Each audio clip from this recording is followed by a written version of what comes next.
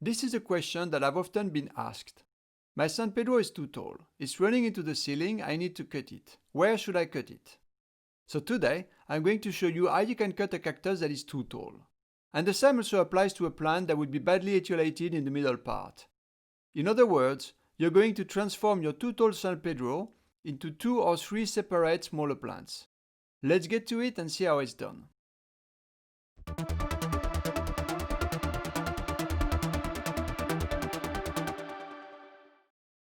As you can see, I have these 2 San Pedros that are too tall. They are now running into the roof. There are others with the same problem just behind, but in this video, I'll just be taking care of these 2. Of course, since they are outside, I could just move them away from the roof so that they can grow some more. But there is another problem. When there is wind, it sets them into a pendulum motion. The more wind there is, the more this movement accentuates. They start swinging hard, and I know that sooner or later their stems will break and crash onto the ground. I don't want that to happen, for a variety of reasons. Their stems probably won't break in the ideal places that I would have chosen if I had to cut them. And when the top pieces land on the hard-tiled floor of my terrace, they will possibly smash into pieces, or at the very least get damaged.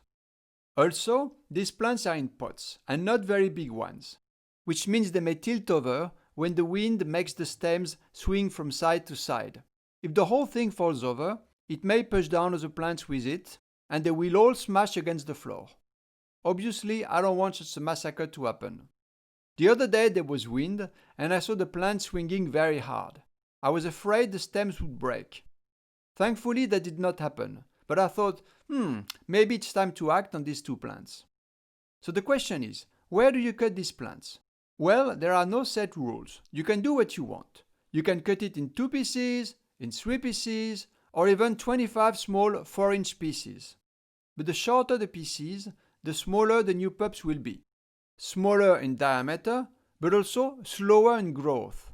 Plus, cutting these 2 stems in 25 pieces each would mean 50 pots, which occupies a lot of space. Every plant is a different case and calls for a different solution. So let's study the 2 plants we have here. Their bottom parts are not super pretty because they come from a plant that lived in wild-like conditions. At this point here, you can see when I got the plants. It's a bit etiolated. Such a large piece would not normally etiolate, as there is a lot of plant mass, therefore a lot of energy stored to keep on growing normally. But I left the cuttings laying horizontal on the floor of my terrace for a few months, which made them etiolate. When I potted them, they made roots and started to grow. From that point onwards, they have been growing beautifully, very regular. These top parts look great, so I could just cut them there and replant them. In fact, you don't really want to cut them there, because if you cut them there, then when you repot them, the part here will find itself under the soil, and you won't be able to see it anymore, which is a shame because it's nice looking. It's better to hide in the soil a part that is not so good looking, such as this etiolated part, and maybe up to here. The length of plant that you have to bury in the soil depends on the size of what's above it. A really big piece will need to be buried a bit lower to give it stability. Then the question will arise of what to do with the bottom piece, the half that is still rooted in the pot. Do you cut it some more or do you leave it as is?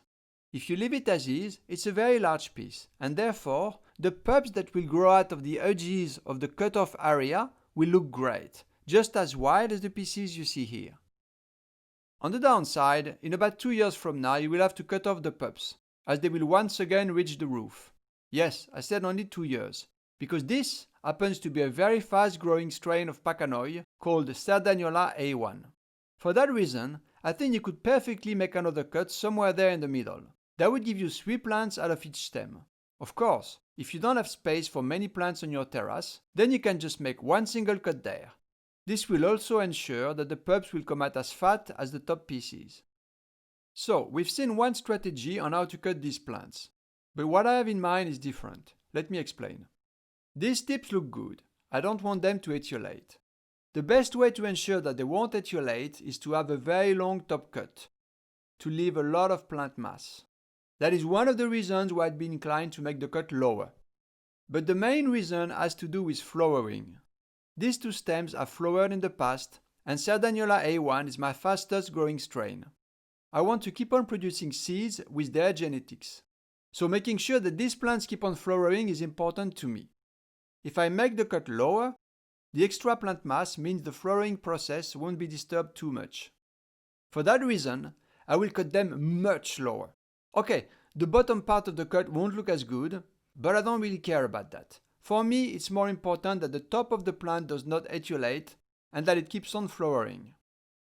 By giving more length to the top cut, you're making sure it has enough energy stored to carry on growing full width, even without roots, as well as to keep on flowering and fruiting. So now I'm going to measure the top pieces so that each of them measures about, let's say, 150 centimeters. That's 59 inches. I'm talking from the soil level, so I will add about 20 to 25 centimeters that will be buried in the soil. That's about 8 to 10 inches. Let's say we add 20 centimeters or 8 inches. So the total to be cut is 170 centimeters or 67 inches. Alright, so let's cut the first one. I cut at an angle because the white flesh inside the plant tends to retract when it heals, and it can form a cup where water sits. Water pooling usually does not hurt the plant though, at least not in my experience. So if you want to cut it straight, please do so. Be very careful when you finish cutting. Hold the top piece firmly with your other hand or ask a friend to hold it for you. Watch out, it can weigh more than you think. And if it's got spines, like a Bolivian torch or a Peruvian torch, then roll a magazine around the plant to grab it. Wear some safety glasses and be very careful not to harm yourself with the spines.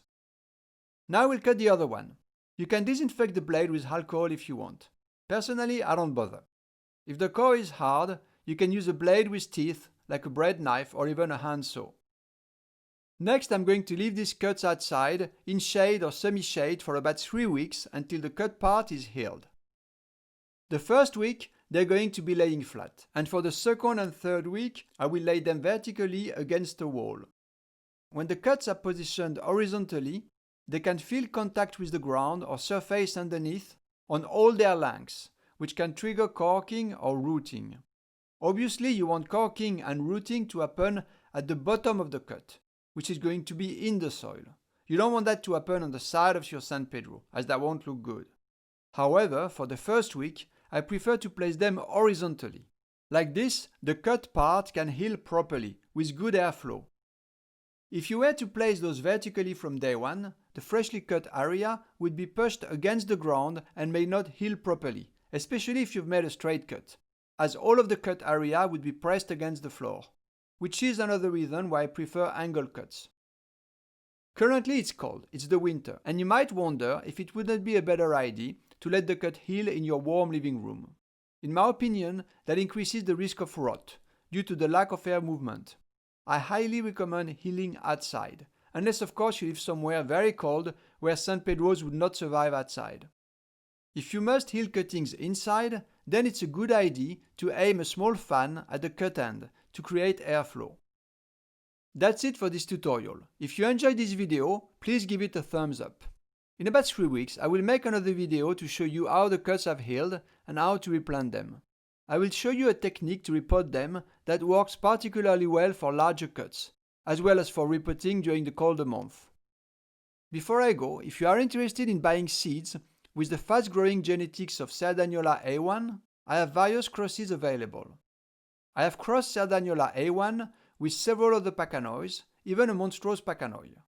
I have also crossed it with other Trichocereus species, so far a Bridgetsi, a Terskeki, and a Knutianus. The plants you will grow from those seeds most likely won't grow as fast as Sardagnola A1, as there are two parents involved, Sardagnola A1 being the fast grower, and the other parent being a slower grower. The offspring inherit traits from both parents, but usually more from the mother. So a cross that has Sardagnola A1 as the mother will probably grow faster than a cross where Sardagnola A1 is the father. You may notice that I use the words possibly and probably a lot. That's because with genetics, you're never too sure of what's going to happen. However, in theory, it's likely that having Sardagnola A1 as a parent will increase the possibilities of faster growing offspring.